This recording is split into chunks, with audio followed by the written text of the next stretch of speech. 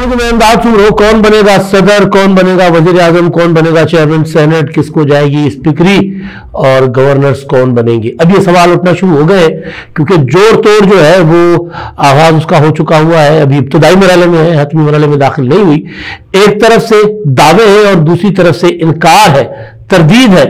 मुस्लिम league नून दावा कर रही है कि जी पीपुल्स पार्टी से हमारे मामला तय हो गए। पीपुल्स पार्टी कह रही है कि मामला भाई साढ़े नाल तो कोई राब्ता ही नहीं हुआ, यानी पीपुल्स पार्टी अभी राब्तों से इनकार कर रही है।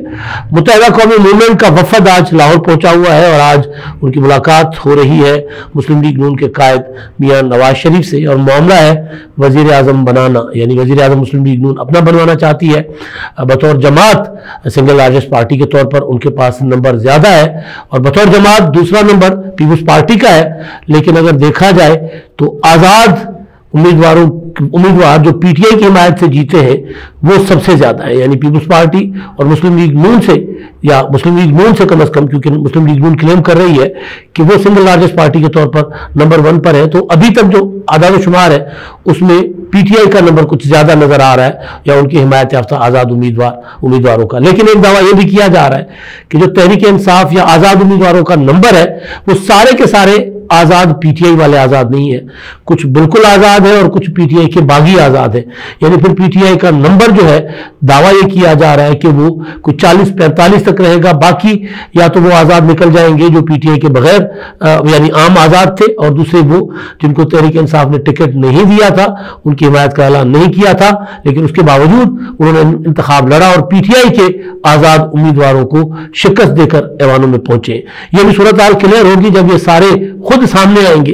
अभी तक जो आजाद हैसियत में जीते हैं उनमें से चंद मुस्लिम लीग नून को ज्वाइन कर चुके हुए और मुस्लिम लीग नून का नंबर बेहतर होता हुआ नजर आ रहा है। पीपुल्स पार्टी का यह दावा है कि 10 से 12 अरकान का एक चंक है जो उनके साथ राब्ते में है। आसिफ जरदारी से उनकी मुलाकातें जो है वो शेड्यूल्ड है और जब पीपुल्स पार्टी चाहेगी तो वो मुलाकात कर लेंगे। तो सारी जमातें दावा कर रही है, लेकिन जो दिलचस्प सूरत हाल है वो ये है कि वजीर आजम बनाने के लिए दौड़ में कौन कामयाब होगा।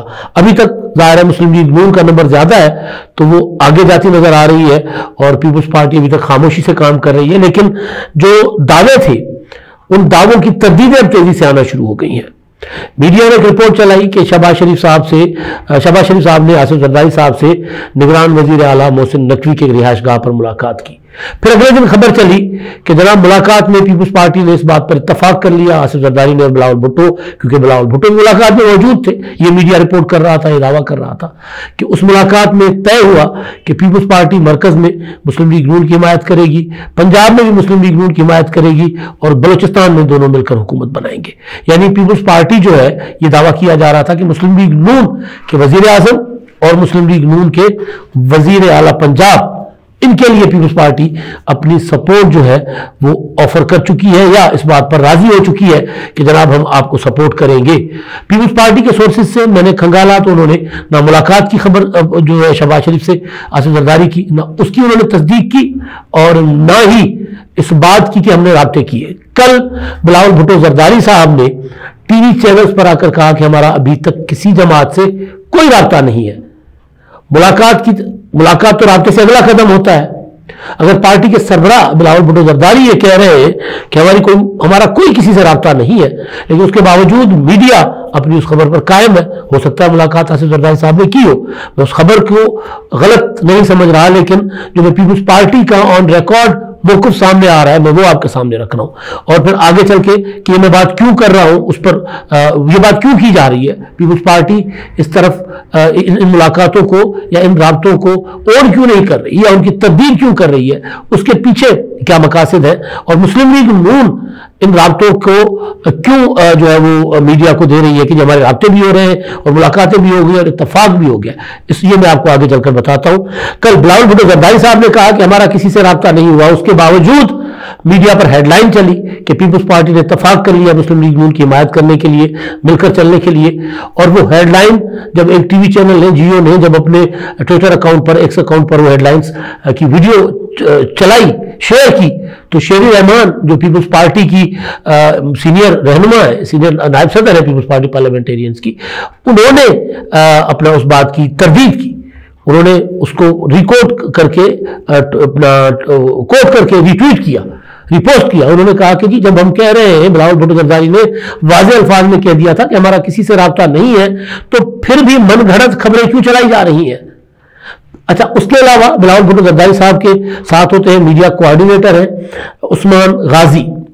उन्होंने कल एक्स पर, ट्वीट पर जंग अखबार की वो अखबार पूरा का पूरा वो शेयर किया, जिसकी हेडलाइन थी, बैनर लीड थी, वो ये थी कि पीपुल्स आसिफ जरदारी और शहबाज शरीफ में मुलाकात और मिलकर चलने पर इत्तफाक, और वही बात कि जी वो मरकज में भी हिमायत करेंगे, पंजाब में भी हिमायत करेंगे और बलूचिस्तान में मिलकर हुकूमत बनाएंगे। ये सारी चीजें उसको उस्मान गाजी ने शेयर किया, वो अखबार का जो है वो तस्वीर, और साथ ऊपर लिखा फेक न्यूज। तो पीपल्स पार्टी ओन नहीं कर रही। दूसरी तरफ मुस्लिम लीग नून की तर्जुमान मरियम औरंगजेब साहबा ने ट्वीट किया कि जी आसिफ जरदारी और शहबाज शरीफ साहब की मुलाकात हुई है और मुलाकात में ये मामला तय हुए, यानी वही मामला जो मीडिया बता रहा है। तो ये मुस्लिम लीग नून, मेरे जो सोर्सेज बता रहे हैं और जो मीडिया के दोस्त जो ये खबर दे रहे हैं, जब उनसे हमारी बात होती है तो वो ये कह रहे हैं कि उनको मुस्लिम लीग नून की तरफ से तस्दीक है। यहां तक कि आसिफ जरदारी साहब ने अंदर क्या बात की वो भी मुस्लिम लीग नून दे रही है कि जरदारी साहब ने ये बात की, मिलकर चलेंगे, मुल्क की मीशत तबाह हाल है, बहरान है, अफरा तफरी है, सबसे बच के चलने के लिए हम मिलकर चलेंगे। अब मैं आपको दो वाकयात सुनाता हूं, उसके बाद में ये कि ये क्यों हो रहा है। एक जावेद हाशमी साहब, आपको याद होगा परवेज मुशर्रफ साहब के जमाने में उनको बगावत में सजा हुई थी। फिर उसके बाद एक वक्त आया जब वो रिहा हुए, उनकी अदालत ने उनको बरी कर दिया। तो जिस दिन उन्होंने रिहा होना था, यानी रोपकार जेल जा चुकी थी, उस दिन हम सारे साथ ही कोटलखपत जेल खड़े हुए इंतजार कर रहे हैं। और मुस्लिम लीग नून के कारकुन जावेद हाशमी के मुल्तान से जितने भी लोग थे वो डोल डमका लेकर पहुंचे हुए थे, हार लेकर पहुंचे हुए हैं, मिठाइयां लेकर पहुंचे हुए हैं, और इंतजार कर रहे हैं सब कि कैदी जो है वो जेल के फाटक से बाहर आए। इतने में हमारे एक दोस्त, में नाम लेना मुनासिब नहीं समझता, सीनियर दोस्त है, साफ ही सब समझ जाएंगे कि उन्होंने खबर दी थी। उन्होंने खबर दे दी मुल्क के सबसे बड़े चैनल को, खबर दे दी कि जावेद हाशमी रिहा हो गए, डोल डमक्का, मिठाइयां, सारा कुछ हो गया, जावेद हाशमी रिहा हो गए। फट्टे लग गए जनाब, स्क्रीन में लाल हो गई, जावेद हाशमी रिहा, जावेद हाशमी रिहा। हम वहां खड़े हुए हैं। मैं उस टाइम पर KTN सिंधी न्यूज चैनल के साथ काम करता था और मुझे कॉल आ गई कि जी बीपर है। मैंने कहा जी किस चीज का बीपर है? जावेद हाशमी रिहा हो गया। मैं वो तो अभी तक रिहा नहीं हुआ भाई, किस चीज का बीपर? उन्होंने कहा नहीं ये देखो फलां चैनल देखो। मैं कहा यार वो मेरे साथ ही साहब खड़े हुए। उनको मैंने कहा जी खबर क्यों दी है? अभी तक रिहा हो जाएगा ना, रिहा हो जाएगा, थोड़ी देर में हो जाएगा, मैंने एडवांस में खबर दे दी है। होना यह था कि जनाब जावेद हाशमी उस शाम रिहा नहीं हुए, प्रोसीजरल कोई डिले हो गया, कागज पूरे नहीं हुए, रोपकार तो आ गई थी मगर कुछ और चीजों का जेल हुकाम को इंतजार था, क्या किसी हिदायत का इंतजार होगा, नहीं आई, जावेद हाशमी रिहा नहीं हुए। शाम हो गई, फाटक बंद हो गया जेल का, 5 बजने के बाद एक टाइम होता है, उसके बाद कैदी रिहा नहीं होते, उमूमन नहीं हुए रिहा, वापस चले गए सब। उन साहब से फिर अपने दफ्तर ने भी पूछा कि यार हमने गलत खबर, यार वो तो रिहा तो होना था ना, मतलब एक दिन हमने पहले खबर दे दी तो क्या हुआ। एक वाकया। दूसरा वाकया मैं आपको बताता हूं, पाकिस्तान और इंडिया ने माहीगीरों का तबादला करना था। जो माहीगीर जो समुद्री हदूद में बेचारे भटक जाते हैं लहरों के साथ, कभी पाकिस्तानी इंडिया की हदूद में चले जाते हैं, इंडियंस पाकिस्तान की हदूद में आ जाते हैं, तो हमारे जो फोर्सेज हैं दोनों मुल्कों की वो उनको पकड़ लेती हैं और जेलों में पड़े होते हैं। फिर ये रियलाइज किया गया दोनों मुल्कों की तरफ से कि यार वो तो कोई क्राइम तो नहीं करने जाते ना, बेचारे भटक जाते हैं, लहरों के उस पर होते हैं दोष पर, इनको रिहा करना चाहिए। तो ये रिहा होते रहते हैं मुख्तलिफ औकात में। तबादला था, सिंध से इंडियन माहीगीर आने थे और वाघा बॉर्डर पर, और इंडिया से पाकिस्तानी माहीगीर जो ज्यादातर सिंधी माहीगीर है वो आने थे, उनका होना था तबादला। मौसम कुछ इस तरह का था कि जो सिंध से चलने, कराची से चलने वाले माहीगीर थे वो वाघा बॉर्डर बंद होने से पहले नहीं पहुंच सके। जिस वक्त वाघा बॉर्डर बंद होने का टाइम था उस वक्त वो साहिवाल में थे।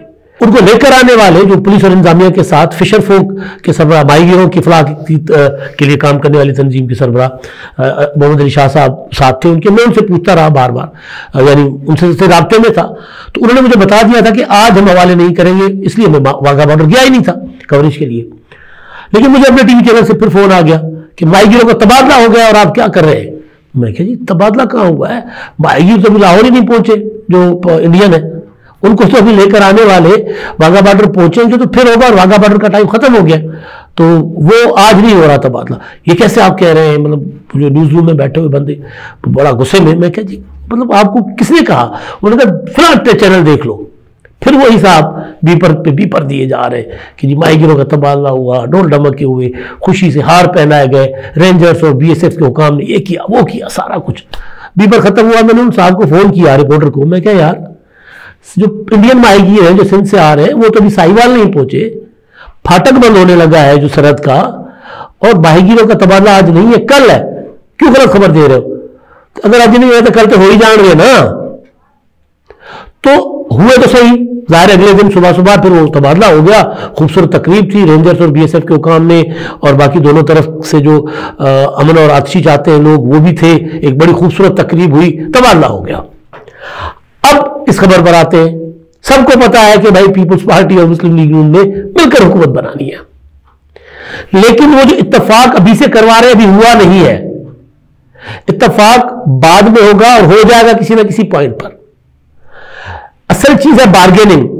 बार्गेनिंग के लिए, अपनी पोजीशन मजबूत करने के लिए दीगर पॉलिटिकल पार्टीज के साथ मुस्लिम लीग नून बार बार यह खबर चला रही है कि जी देखिए पीपुल्स पार्टी के साथ हमारे मामला तय हो गए, एमके वालों आते हो आओ, नहीं आते ना आओ। कल खालिद मकबूल सिद्दीकी ने कहा कि भाई हमें शहबाज शरीफ ने फोन करके बुलाया है तो भाई वो खुद आए, हमें क्यों बुलाया? बाद में फिर जाहिर है किसी ने कहा होगा बकौल डॉक्टर आमिर लियाकत कि हम आए नहीं, हम लाए गए हैं बड़े एहतमाम से। तो फिर पता चला कि जी गवर्नर जसोरी साहब ने वो खुद एमक्यूएम के वफद को लेकर इस्लामाबाद लाहौर जाएंगे।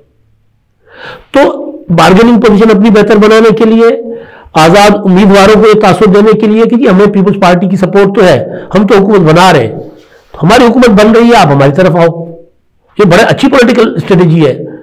लेकिन अभी तक मैं रसूख से कह सकता हूं कि अगर वो मुलाकात हुई भी है आसिफ जरदारी की और शहबाज शरीफ की, तो उस मुलाकात में किसी किस्म का इत्तफाक नहीं हुआ। अव्वल अगर हुई है, मैं खबर की तरदीद नहीं कर रहा, किसी किस्म का इत्तफाक नहीं हुआ। दूसरी बात, पीपुल्स पार्टी भी बिल्कुल इसी तरह जिस तरह मुस्लिम लीग नून अपना वजन बढ़ा रही है, अपना पलड़ा भारी कर रही है, पीपुल्स पार्टी भी यही कोशिश कर रही है। वो फौरन मुस्लिम लीग नून को अपनी हिमायत अगर ऑफर कर देगी तो आसिफ जरदारी साहब तो चाह रहे हैं कि मैं बिलावल भुट्टो को वजीर आजम बनाऊं। अगर बिलावल भुट्टो वजीर आजम किसी तौर पर वो नहीं बना सकते तो वो चाहते सदर में बनूं, तो फौरन वो क्यों कर मुस्लिम लीग। यही बात पीपुल्स पार्टी के सरबराह बिलावल भुट्टो जरदारी ने टीवी चैनल्स पर की कि भाई पहले तुम अपने नंबर तो देखें, हम किसी के साथ जब बैठेंगे तो अपने हतमी नंबर के साथ बैठेंगे ना, बात करने की पोजीशन में होंगे तो हम बैठेंगे ना। अभी हमें पता ही नहीं कि हमारा नंबर क्या है, मुस्लिम लीग नून का नंबर क्या है, तो हम कैसे बात करेंगे? उसके पीछे क्या है? पीपुल्स पार्टी के टिकट पर जीत कर आने वाले 54 वो फाइनल हो गए, एक आध शायद को फर्क पड़ जाए, लेकिन पीपुल्स पार्टी वही जो बात मैंने की कि आजाद हैसियत में जीत कर आने वाले उनके साथ राब्तों में है। तो पीपुल्स पार्टी की कोशिश है कि मैक्सिमम मुस्लिम लीग नून के से आगे बढ़े या कम से कम उनके करीब पहुंचे, तो बार्गेनिंग में जरा आसानी हो। तो वो जो मैंने दोनों खबरें बताई आपको कि जो दो वाकयात हैं बिल्कुल उसी तरह के, यार ये मामला होना तो है। एक बंदे ने, इंसान की जिंदगी जो है वो 4 दिन की होती है, मर तो जाना है, तो आज ही किसी की खबर चला दो कि जी वो मर गया, वो जिंदा फिरे। तो ये कुछ सारा कुछ मीडिया में हाइप और जो कुछ हो रहा है ना, वो ये कुछ हो रहा है। अब जो चीजें चल रही हैं, जो बार्गेनिंग के लिए चीजें सोची जा रही हैं, वो ये है कि जैसे मैंने पहले कहा कि मुस्लिम लीग नून चाहती है कि वजीर आजम उनका हो, और जाहिर है वो ठीक चाहते हैं, सीनियर पार्टनर के तौर पर उनको लीड करना चाहिए, उनको जिम्मेदारी के साथ लीड करना चाहिए, जिस तरह निगरान अपना पीडीएम की 16 माह की हुकूमत के दौरान था। मुस्लिम लीग नून के शहबाज शरीफ साहब वजीर आजम बन गए और बाकी जमातों को उनके हिसाब बकदर जुस्सा उनको मिला, उनको वजारतें मिली। तो अब भी होता हुआ तो यही नजर आ रहा है, और पीपुल्स पार्टी को अगर वो नंबर मेंटेन नहीं कर पाते तो उनको वजारत मुस्लिम लीग नून को देनी चाहिए। हाँ, ये जरूर है कि फिर इतनी बड़ी सपोर्ट, इतना नंबर देने के बाद, उनकी हुकूमत बनाने के बाद अगर वो अपना सदर बनवाना चाहते हैं तो बनवा लें। सेनेट में पीपुल्स पार्टी को अपना चेयरमैन बनवाना चाहिए, क्योंकि सेनेट में पीपुल्स पार्टी नजर आ रहा है कि आम इंतखाबात के बाद जो असेंबलियां बनेगी, जो हलफ शलफ होगा, इंतखाबात तो हो गए, नंबर क्लियर हो गया, तो पीपुल्स पार्टी अपना सबसे ज्यादा नंबर जो है सिंगल लार्जेस्ट पार्टी के तौर पर सेनेट में मेंटेन रखेगी, क्योंकि पीपुल्स पार्टी सिंध में पहले से ज्यादा सीटें लेकर आ जाएगी सेनेट से। बलूचिस्तान में पीपुल्स पार्टी बड़ी जमात के तौर पर इमर्ज की है, तो पीपुल्स पार्टी बलूचिस्तान से भी अपना नंबर बेहतर कर सकती है। और मुस्लिम लीग नून के पास सिर्फ पंजाब है, पीटीआई के पास सिर्फ केपीके है, क्योंकि सेनेट का नंबर तो बहुत महदूद होता है, तो लिहाजा पीपुल्स पार्टी जो है वो सेनेट में अपना चेयरमैन बनवाए। स्पीकर की नजर स्पीकर पर पीपुल्स पार्टी की नजर हो सकती है। पीपुल्स पार्टी अपनी मर्जी के गवर्नर्स मांग सकती है, लेकिन बहरहाल पीपुल्स पार्टी के सरबराह जो है अपना पार्लियामेंटेरियंस के आसिफ जरदारी, वो ये कह रहे हैं कि नहीं, हम बिलावल भुट्टो को बनाएंगे वजीर आजम। अब एक और फोर्स भी है, एक और कुव्वत भी है जो मैटर करती है, और जिसने ज़ाहिर सबसे ज्यादा वोट लिया है वो है तहरीक इंसाफ। अब तहरीक इंसाफ के बानी इमरान खान साहब ने जेल से जो अपनी पार्टी को, अपने कारकुनों को, अपना रहनुमाओं को हिदायत दी है, वो ये दी है कि जी हम तो इनकलाब के लिए निकले थे, हमें लोगों ने इनकलाब के लिए वोट दिया है, लिहाजा आपने किसी के साथ नहीं बैठना, आप अलग अपनी हैसियत के साथ अलग बैठे, बल्कि अपनी हुकूमतें बनाएं। अब ये हुकूमतें कैसे बनती हैं, कहां बनती हैं, खुदा जाने। हो सकता है कि पैरेलल गवर्नमेंट इमरान खान साहब ऐलान कर दे कि जी नहीं, हम तो इस हुकूमत को नहीं मानते, हम हुकूमत है। कुछ भी हो सकता है ना। डॉक्टर शहबाज गिल साहब जो है वो बाहर बैठे हुए हैं, वो भी कह रहे हैं कि जी पीटीआई किसी के साथ नहीं जाएगी, हमें लोगों ने हकीकी आजादी के लिए वोट दिया है, तो हम इनके साथ तो नहीं बैठेंगे।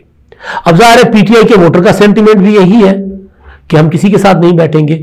तो ऐसे में तहरीक इंसाफ जो है उसको एक बहुत भारी भरकम नुकसान होने जा रहा है। वोट वाइज, अपनी पॉपुलरिटी वाइज तो शायद पीटीआई कुछ गेन करे, लेकिन जो उन्होंने इलेक्शन में जो नंबर अपना मेंटेन रखा है, या जितनी सीटें जीती है, इन तमाम तर नामसाइद हालात के बावजूद, इंतजामी हथकंडों और हरबों के बावजूद, उनकी पहली और दूसरी और तीसरी नंबर की टीयर मैदान में नहीं थी। इमरान खान ठीक कह रहे थे कि अंडर 16 के साथ वो खेले, उसके बावजूद उनको लोगों ने वो प्रॉपर जो होता है ना कि खंबे को वोट, तो वो सूरत हाल बनी है पीटीआई की तरफ जानिब से। लेकिन अब अगर इस सारे उसमें जो माहौल बना हुआ है, जो तकसीम है, इसमें तकाजा ये करती है सूरत हाल और अक्लमंदी और दानिशमंदी ये होगी कि इमरान खान साहब कहें कि जी सबके साथ मिलकर चलने को तैयार है। ठीक है, हम अगर हुकूमत बनाने की पोजीशन में नहीं, क्योंकि सिंगल लार्जेस्ट पार्टी तो हो सकते हैं, लेकिन सिंपल मेजोरिटी उनकी नहीं है, तो वो फिर अगर इत्तेहादी हुकूमत कोई बनती है तो इमरान खान साहब को कहना चाहिए कि ठीक है जी, हम अपोजिशन में बैठेंगे, जिम्मेदाराना अपोजिशन का किरदार अदा करेंगे। एक जेस्चर होगा इमरान खान साहब की तरफ से, पीटीआई की तरफ से, कि जनाब हम सिस्टम का हिस्सा बन रहे हैं, हम सिस्टम में आना चाहते हैं। तो उससे ये होगा कि जो मुकदमात हैं, जो सूरत हाल है, जो आगे और ज्यादा संगीन हो सकती है हडवर्मी की वजह से और तसादुम की सियासत की वजह से, वो मजीद इमरान खान साहब के लिए खतरनाक और संगीन साबित हो सकती है सूरत हाल। लिहाजा पीटीआई का जो सर्वाइवल है वो इसमें है कि वो बेशक इनके साथ ना बैठे, पीपल्स पार्टी के साथ, नून लीग के साथ। पीपल्स पार्टी की कोशिश पूरी है कि किसी तरह पीटीआई जो है वो जरा थोड़ा सा आसरा दे देना, तो हम नून लीग के साथ जरा बैठकर प्रॉपर बार्गेनिंग कर ले। ये पीपल्स पार्टी की कोशिश है। बेशक पीटीआई इस तासुर को भी जाहिर कर दे कि हम पीपल्स पार्टी से राब्ता नहीं कर रहे, लेकिन ये तासुर उनको देना चाहिए कि हम सिस्टम में रहना चाहते। धांधली हुई जो भी हुआ, हम बैठेंगे और ऐवान में बैठकर इन कुव्वतों का मुकाबला करेंगे, तो फिर पीटीआई की सिस्टम में वापसी मुमकिन होगी। वरना जो वोट पड़ा है पीटीआई को, हो सकता है एजिटेशन के माहौल में तो उनको वो काम आ जाए, लेकिन फिर पीटीआई का मुस्तकबिल जो है उसके ऊपर फिर कई सवालात खड़े हो जाएंगे और पीटीआई जो है नई मुश्किलात और नई मुसीबतों में फंस जाएगी। वजह यह है कि तजुर्बाकार एक भी बंदा पीटीआई का असेंबली में नहीं आया, एक भी, सिवाय एक आध शायद आया हो, असद कैसर है या इस तरह के एक दो लोग हैं, लेकिन असद कैसर जितने तजुर्बाकार हैं आपने देख लिया, कोई तजुर्बाकार आदमी नहीं आया। सारे के सारे नए, सारे के सारे उस माइंड सेट के जिस माइंड सेट के मुराद सईद थे, जिस माइंड सेट के वो कराची के 2-4 दोस्त थे हमारे पीटीआई के, जिस माइंड सेट के शेर अफजल मरवत है, यानी बोलना है, लड़ना है, झगड़ना है, अकल की बात कोई नहीं करनी। तो इस सूरत में तहरीक इंसाफ के लिए घाटा ही घाटा होगा अगर वो सिस्टम को तस्लीम नहीं करेगी, अगर वो सिस्टम से बाहर रहेगी। अब तक इमरान खान साहब ने जितने नुकसान उठाए वो इसी वजह से उठाए कि वो सिस्टम का हिस्सा नहीं बने, सिस्टम से बाहर गए। मैं जमहूरी सिस्टम की बात कर रहा हूँ, दूसरे सिस्टम की नहीं। अब तक के लिए इतना ही। अल्लाह हाफिज़।